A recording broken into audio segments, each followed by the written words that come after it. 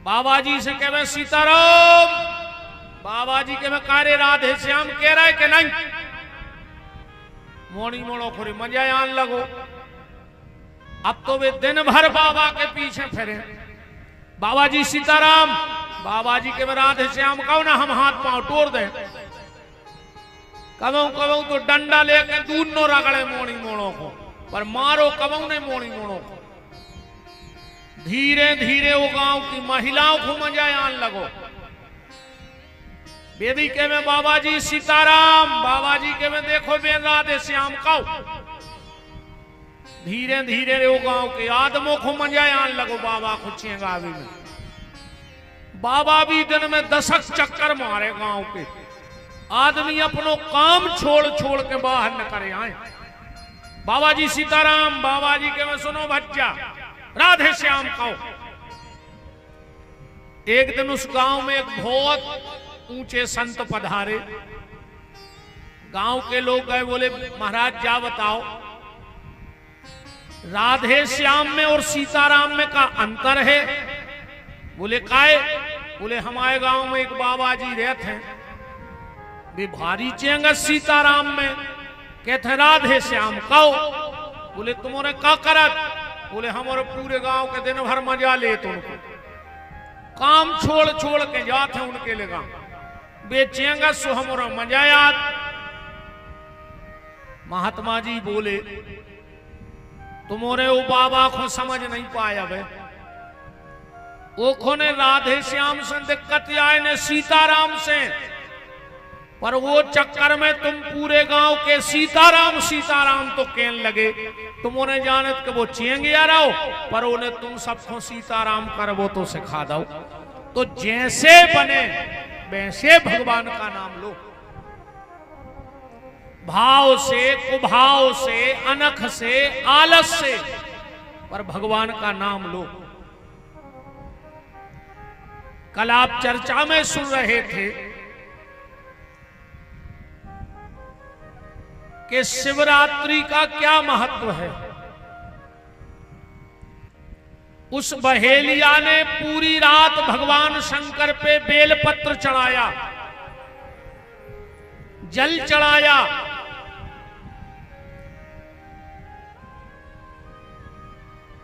ये बेलपत्र और जल कैसे प्रकट हुआ?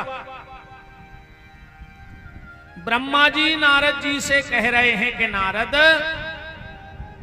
कृतनमये कृते रत्नमयम लिंगे त्रेतायाम हेम संभवम द्वापरे पादरम श्रेष्ठम पार्थिवम तु कलयुगे। अब हम तुम्हें नारद शिव पूजन की पद्धति बता रहे हैं। सतयुग में रत्न के शिव जी की पूजा का बड़ा महत्व था। सतयुग में अच्छा, चार युगों को एक विश्लेषण देखो आप। चार युगों में जो सिस्टम हतो वो कैसो हतो। सतयुग में राक्षस अलग लोक में रहते और देवता अलग लोक में रहते। कबाऊ कबार राक्षसों और देवताओं में युद्ध हो, तो कैसे लोग अलग अलग हते। त्रेता में तना संविधान में ढील पड़ गई। एक ही लोक में दो ही देन लगे, देवता और राक्षस।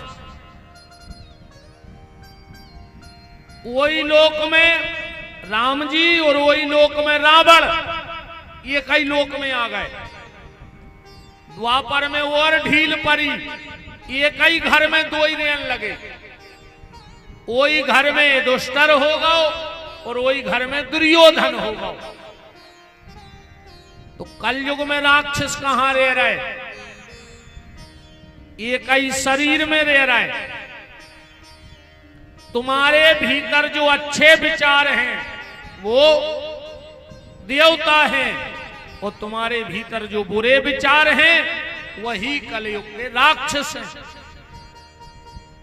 कलयुग के राक्षस का नाम जानते हो?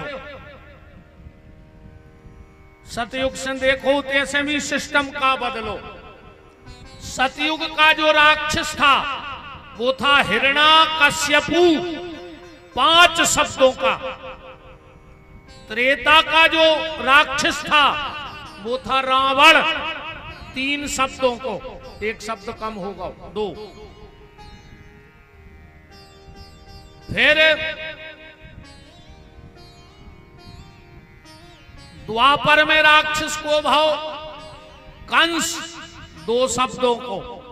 शब्द कम हो रहा है कि नहीं हो रहा है? वो कलयुग को राक्षस को आए, 1 शब्द को नाम है अगर तुम जानत हो कलयुग के राक्षस को। कलयुग का जो राक्षस है वो 1 शब्द का है और उसका नाम है मैं। जे के भीतर जो बैठ गया हो कि मैं, समझ लियो कि तुम्हारी राक्षस कहा है। मैं ऐसा कर सकता हूं, मैं ये कर दूंगा, मेरे बगैर ये नहीं हो सकता, मैं देख लूंगा, मुझे जानते नहीं हो। समझ जाइयो कि जो ही राक्षस आए रे वो कलयुग को। एक के भीतर बैठ गया मैं। तो सतयुग में रत्न के शिवजी का बड़ा महत्व था और द्वापर में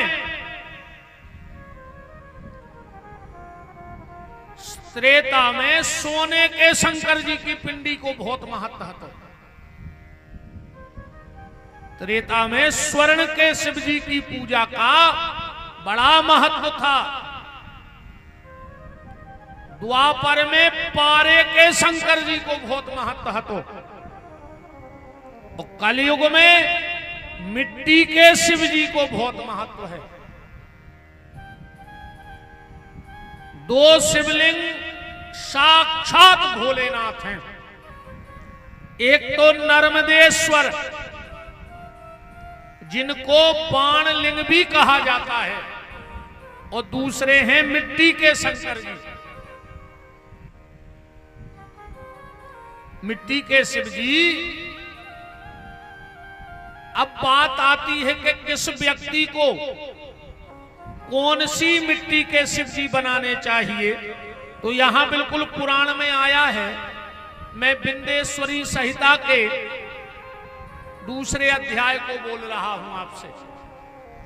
यहां लिखा है कि ब्राह्मण जब भी मिट्टी के शिव जी बनाए तो तना मिट्टी को कलर गोरो सो भाव चज्जे, बहुत जल्दी फल मिलत है ब्राह्मण को। छत्री जब शंकर जी बनाए मिट्टी के तो ललोय मिट्टी हो, तना लाल से कलर हो। वैश्य जब शिव जी बनाए तो मिट्टी को कलर तनक पीलो होए। तो कनिष्ठ जब शिव जी बनाए तो काला कलर मिट्टी का हो, तो बहुत जल्दी फल देने वाले होते हैं भोलेनाथ। अब एक बात विशेष ध्यान से सुन लेना। कई माताएं श्रावण के महीने में, या कई माताएं सोमवार को, या कई माताएं रोज घर में शंकर जी बनाती हैं। 4-6 पिंडी बना ली। अब आजकल तो शंकर जी भी बन रहा है, सो तमाशो मचो है। आदमी को जो लगा थे कि हमारा कुपरा भर जाए, सो जे लोंदा उठाए और दई मां लक्ष्मी कैसी पतिए, जे लंबे शंकर जी। मैं चैलेंज से ये बात कह रहा हूं, अगर कोई मुझे इस बात का प्रमाण दे दे कि अंगूठे से बड़े शंकर जी के रुद्र बनते हैं, तो आप मुझे प्रमाण दे सकते हो किसी भी शास्त्र में। अंगूठा से बड़ी शंकर जी की रुद्री ने बनाओ चाहिए, अंगुष्ठ मात्र। अच्छी दाई पत्नियां सी अब बिलिया में धरे भरे चौर, सो मई के मई बा उठा कर दइयों में और धर दई। अच्छा एक बात बताओ, पूजा तो शंकर जी की बाद में होती है, पर रुद्री में तुरंत चावल क्यों लगाया जाता है? चावल इसलिए लगाया जाता है कि 3 रुद्री बना के 3 सेकंड बाद अगर उसमें हमने चावल नहीं लगाया तो उसकी पूजा अप्सराएं कर जाती हैं, इसलिए उसमें चावल लगाया जाता है। अब हम एक निवेदन कर रहे हैं, जरूरी नहीं है कि तुम्हारा कोपरा भर जाए। आप तो 11 बनाओ, 21 बनाओ, 51 बनाओ, 108 बनाओ, पर जिसके लिए हम धर्म कर रहे हैं तो उसको ठीक ठाक करो ना, क्या मतलब न करो। अंगूठे जितने शिवजी बनाओ और चावल उठा के लगाना चाहिए, ना कि रुद्री दार दो चज्जी वही बिल गया में के ले। इससे तुम्हें अपराध लगेगा, इससे तुम्हारे घर में अन्न दूषित होगा, और अन्न दूषित होगा तो दूषित अन्न से विचार बदलेंगे। इसलिए जब भी शंकर जी बनाओ तो अंगूठे मात्र बनाओ और एक चावल उठा के लगाओ। तुम तो एक बनाओ, जरूरी नहीं है कि कुपरा भर जाए। करो तो ईमानदारी से करो, भारे को पवारो न करो, भारे को पवारो बिल्कुल न करो, नहीं ऐसे धर्म से कछु होते आए।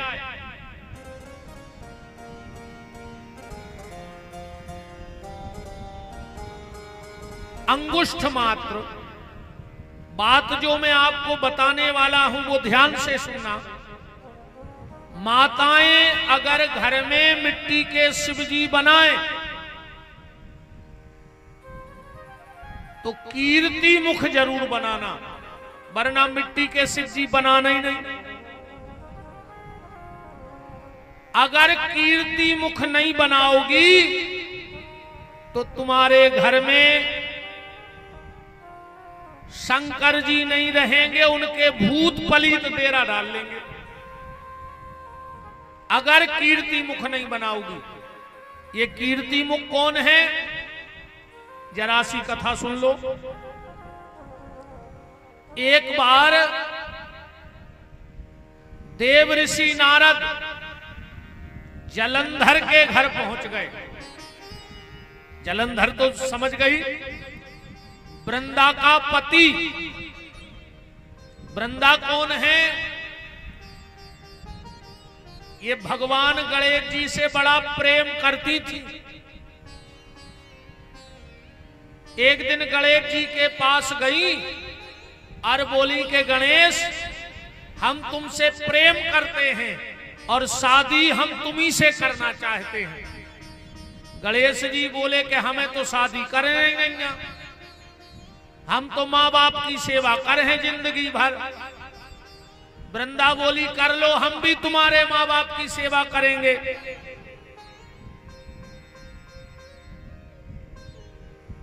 हम भी तुम्हारे माँ बाप। गणेश जी बोले नहीं नहीं, हम शादी करेंगे ही नहीं। तो वृंदा को गुस्सा आ गई, बोली तुम शादी नहीं कर रहे, हम तुम्हें श्राप दे रहे, अब तुम्हारी 2 शादी हुई, एक तो ठीक है। तो गणेश जी को गुस्सा आ गई कि हमें एक ने करने थी, अब तुमने 2 शादी को श्राप दे दो, तो जा, मैं तुझे श्राप देता हूं, तुझे ऐसा राक्षस पति मिलेगा कि तुमने कल्पना नहीं की होगी। उस वृंदा का विवाह जलंधर से हुआ। ये जलंधर कौन है? अब इसकी भी थोड़ी चर्चा सुन लो। एक बार भगवान शंकर कैलाश से उतर रहे थे अवधूत भेष में। अरे तरफ से जा रहा हो तो इंद्र, तो भगवान शंकर भेष बदल के अवधूत चले आ रहे थे। इंद्र ने इतने अपशब्द बोले भगवान शंकर को, भगवान शंकर को भयंकर क्रोध आया। और जैसे ही क्रोध आया और इंद्र के लिए वो क्रोध गिर ही रहा था, सब देवता प्रकट हो गए। इंद्र से बोले कि ये भोलेनाथ आए, मर गया हो, अब तुम जानत नहीं है। इंद्र भी चरणों में गिर पड़ा। अब हमारे भोलेनाथ तो ऐसे हैं, क्षणे रुष्टा क्षणे तुष्टा, रुष्टा त्वष्टा क्षणे क्षणे, एक क्षण में नाराज, एक क्षण में प्रसन्न। शिव जी का क्रोध शांत हो गया। ब्रह्मा से बोले, ब्रह्मा अब जा बताओ हमें क्रोध को फेंके कहां। ब्रह्मा जी बोले समुद्र में फेंक दे। भगवान शिव ने अपनी वो गुस्सा क्रोध समुद्र में फेंक दिया। जैसे ही वो क्रोध समुद्र में गया और एक बालक बन गया, और उसने इतने जोर से रोना प्रारंभ किया कि पूरी सृष्टि कप गई। ब्रह्मा जी ने देखा कि मैंने किसी को बनाया नहीं, ऐसा कौन बन गया जो त्रिलोक को डरा रहा है। तो ब्रह्मा जी पहुंचे समुद्र के तट पे। सुत एक बालक पड़ो तो ब्रह्मा जी ने उठा लो एक, और जैसे ही हाथ में उठाओ सुने दो ही हाथों से ब्रह्मा की गर्दन पकड़ ली। अरे तने जोर से गलो दबाओ ब्रह्मा को कि ब्रह्मा के आंसू गिरने लगे, बिल्कुल प्राण टेट गई में आ गए। तन्नक देर और होती तो सीताराम। जब देवता आए, जब एक हाथ खींचे, इतने में समुद्र प्रकट हो गए। समुद्र ने कहा ब्रह्मा ये मेरा बेटा है। समुद्र ने सोची है सो बलवान बेटा जो ब्रह्मा को प्राणों की पर जाए, आप इसका नाम रख दो। ब्रह्मा जी बोले मेरे नेत्रों से जल की धार बह गई, इसलिए इसका नाम होगा जालंधर। ये था जालंधर, ब्रह्म शिव जी के क्रोध से प्रकट हुआ था। वृंदा की शादी हो गई। एक बात और हम बता दें, कभी भी घर में तुलसी के नीचे शिव जी नहीं रखने चाहिए। अक्सर करके लोग तुलसी के नीचे शंकर जी धरत है। जिसके घर में तुलसी के नीचे भगवान शिव बैठे होते हैं, उस घर में ज्यादातर पिता पुत्र की नहीं बने। पिताजी और पुत्र के विचार नहीं मिलत। क्यों? क्योंकि तुलसी के नीचे गणेश जी जात नहीं है। तो शंकर जी अपने पुत्र के लाने बैठे बैठे रोत हैं वो घर में। हम आओ लड़का या नहीं रहो, ने हमें तुलसी के नीचे बैठा दो। तो तुलसी के नीचे सालक राम जी पधराने चाहिए, पर शिव जी नहीं बैठा रो चाहिए। पर ये सोने कर क्यों ना आ जाए, ले जाके माए फेंक दे शंकर जी। तुम्हारों को ये बात है भारी चित्ते चढ़त। वो एक बाबा आओ तो वो निर्मल बाबा, वो के तो कृपाया है। उन्हें एक बार कह दई कि शंकर जी फेंक दे। इन माता जी ने पूरे शंकर जी निकाल दिया घर में से। फेंके ते है खबर। तुमोरों में का बुद्धि नाव की चीज बची नहीं आज के आदमों में। कौन भी बाबा कछु भी चैनल पे बैठ के कह देवे, अब तुम्हारे गाड़ रो हाई धच धच गिरन लगा। गाड़रे कैसी रहती, एक गाड़र गड्ढा में गिर गई, सो पीछे जितनी हती उन्हें नहीं देखो कि कया उन्हें सोची तो कछु बटराव कहा उन्हें चे सुबह धच्चे धच्चे पूरी गिर पड़ी। तना अपनो विवेक तो लगाऊ करे। पूरे शंकर जी फेंक दे। अच्छा वो ऐसे तो काम बता तो कि करिया परस धल्ले सु कृपाया जे, करिया चामरे से कृपाया रही तो सबसे ज्यादा कृपा बलदेवगढ़ में सुंगरियों पे आने थी और भैंसों और पड़ों पे आने थी। वे करिया चामरे की है, ऐसी कृपा मृपा नहीं आती आए। अगर तुम्हें वास्तव में कृपा चाहने होए 21 दिन तक रेगुलर, चाहे बउए बैठी होए चाहे लड़का, तुम 21 दिन तक उठ के नियम से अपनी सास के पांव पल्ले, अगर तुम्हारे घर की दशा ने बदल जाए तो विपिन बिहारी को चैलेंज है। कृपा तो तैयार रुकी है, तुम उठ के अपने माँ बाप के पैर पड़न लगो, तुम पे पूरी कृपा हो जाए। माँ बाप के पैर छुओ, तुम सास के पांव पड़ो, तो तुलसी के नीचे शिव जी को नहीं बिठाना चाहिए। तो बात चल रही थी कि शंकर जी बनाओ तो कीर्ति मुख जरूर बनाइयो। ये कीर्ति मुख कुआं, एक बार देव ऋषि नारद राजा जलंधर के यहां गए। जलंधर ने अपनो वैभव दिखाओ नारद जी को। नारद मेरा मकान देखो। नारद जी बोले कि जलंधर तुम्हारे मकान के आगे तो इंद्र को महल फेल। बोले चलो हमारा रुपया देखो, खजाने में लुआ गो। नारद जी बोले तुम्हारे आगे कुबेर फेल। कहने लगो तो हमारी सेना देख ले।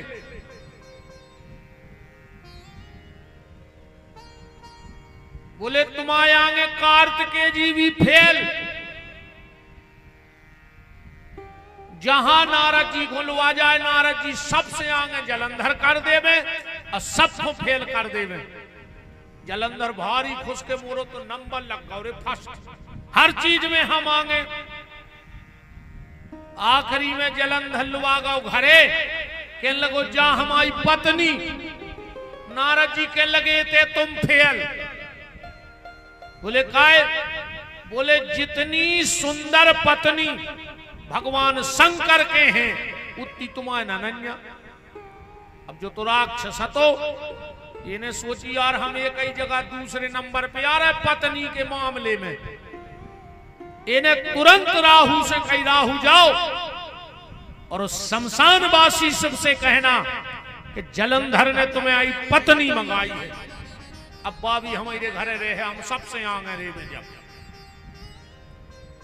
राहु गया कैलाश, भगवान से बैठे थे समाधि में। इन्हें जाके इतने अब शब्द बोले पार्वती के खिलाफ। अब शंकर जी तो आंखें मूंचे बैठे। जब बहुत देर हो गई तो बीच में से कैलाश फट गया, एक दिव्य गण प्रकट हुआ और जैसा ही कैलाश फटो तो शंकर जी की समाधि भी खुल गई। शिव जी ने उस गण को देखा, बोले रुक जाओ। उस गण ने कहा भोलेनाथ बहुत देर हो गई, ये मेरी माता के खिलाफ 1 घंटे से अब शब्द बोल रहा है, अब मैं इसे मार डालूंगा। शंकर जी बोले पहले पूछो तो बात क्या है।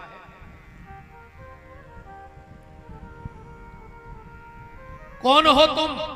बोले हम राहु। शिव जी बोले कि मेरी पत्नी के खिलाफ अब शब्द काय बोल रहा है? बोले हम नहीं बोल रहा है, जलंधर ने जो जो कुआई हमने कह दी, हम तो सेवा का है।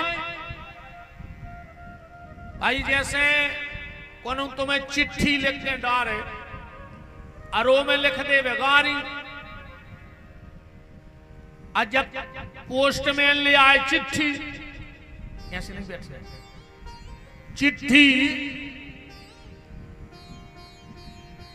पढ़ के और तुम कहूं पोस्टमैन में लठ देवे लग जाओ तो पोस्टमैन की क्या गलती हो? में भाइयों को तो काम है तो खबर दे, वो सुन दे दई।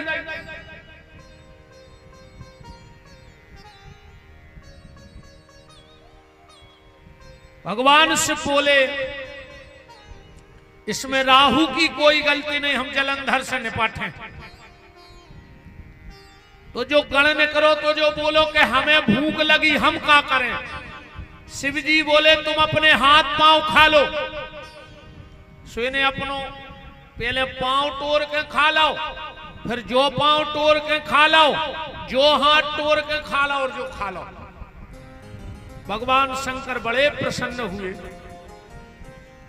कि व्यक्ति को अपना शरीर बड़ा पसंद होता है और तुमने अपने शरीर का भी ख्याल नहीं किया, तो जाओ हम तुम्हें वरदान देते हैं, तुम्हारी कीर्ति संसार में फैलेगी अब, और तुम मिट्टी से प्रकट हुए हो, तो आज के बाद जहां भी मेरी मिट्टी की पिंडी का निर्माण होगा और अगर उस घर में तुम्हें नहीं बनाया जाएगा तो उस घर में मैं अपने भूतों को ठिकाना दे दूंगा रहने के लिए। खाली मुझे बना दिया जाएगा और तुम्हें नहीं बनाया जाएगा। आप रुद्री बनाओ, शिवपिंडी बनाओ, पर एक छोटी सी मूर्ति और बना के रखा करो जिसके हाथ पांव नहीं बनाए जाते, खाली सिर बनाया जाता है, उनको कीर्ति मुख कहा जाता है। और जहां भी पंडित जी लोग शंकर जी बनाऊ थे तो वे कीर्ति मुख जरूर बनाऊ थे, मंत्र से पूजा भी करवाऊ थे ध्यान से। कबू शंकर जी बने तो पूछो कि जो काय पंडित जी तुमने कीर्ति मुख बनाए? वे कहे हाँ जी बने, पर बिना कीर्ति मुख बनाए घर में अकेली रुद्री नहीं बनानी चाहिए।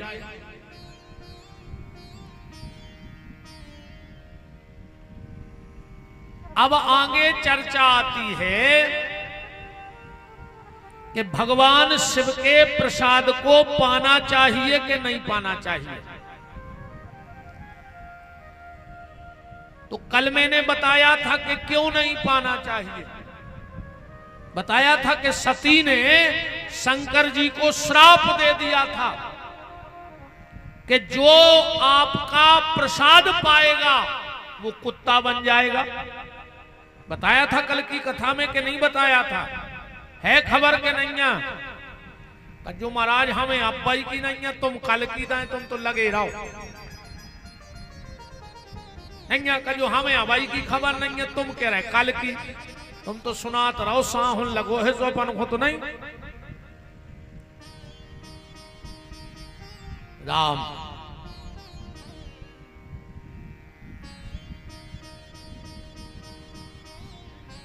भगवान शिव पे चढ़ा हुआ जल पीना चाहिए कि नहीं पीना चाहिए?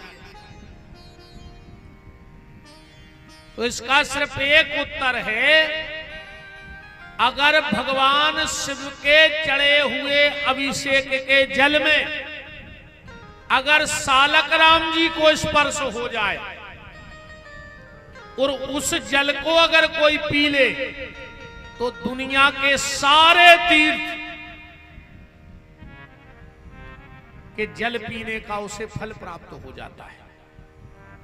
और अगर अभिषेक के जल में सालक राम जी नहीं छिवाए गए तो फिर वो जल पीने के लायक नहीं है। काठमांडू नेपाल तो गए होंगे, वहां पशुपतिनाथ के 7 सालक राम जी का अभिषेक होता है।